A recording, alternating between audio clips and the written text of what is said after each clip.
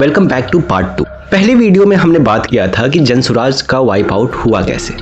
इस वीडियो में हम बात करेंगे जीता कौन। और डेटा बुरा नहीं, बहुत बुरा है। बिहार की नई असेंबली में 130 एमएलएस पे क्रिमिनल केसेस चल रहे हैं, जिनमें से 102 पे तो सीरियस चार्जेस लगे हुए हैं, जैसे मर्डर, किडनैपिंग और एक्सटॉर्शन जैसे सीरियस चार्जेस हैं। सबसे पहले तो ये क्लियर करना चाहिए कि ये एक पार्टी की प्रॉब्लम नहीं है, ये विनेबिलिटी का एक फैक्टर है।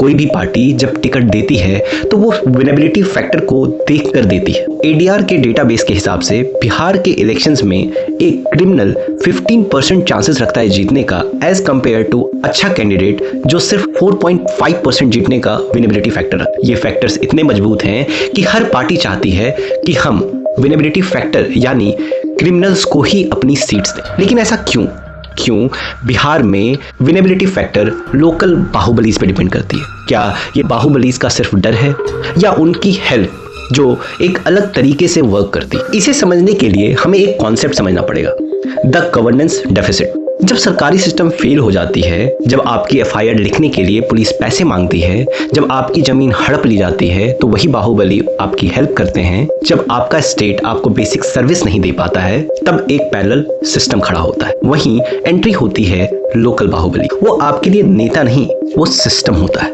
वो बाहुबली अपने मसल पावर से आपको आपकी जमीन दिलवाता है। वो एक फोन करके आपके इलाके में हैंडपंप लगवा लेता है। वो आपके भाई के नौकरी के लिए सिफारिश भी करता है। वोटर्स एक क्रिमिनल को वोट नहीं दे रहे, वो एक प्रैग्मेटिक चॉइस कर रहे हैं। वो उस इंसान को चुन रहे हैं जो नॉन लीगल तरीकों से उनके काम करवा सके। जनसुराज के पास क्लीन कैंडिडेट्स तो थे, लेकिन लोकल बाहुबलीज के पास फोन होते हैं जिनसे उनका काम हो जाता है। फैक्टर नंबर 2, जाति यानी कास्ट। बिहार की पॉलिटिक्स में लड़ाई अच्छे वर्सेस बुरे की नहीं होती है। बिहार में राजनीति तुम्हारा वर्सेस हमारा होता है। वोटर का कैलकुलेशन बहुत सिंपल होता है।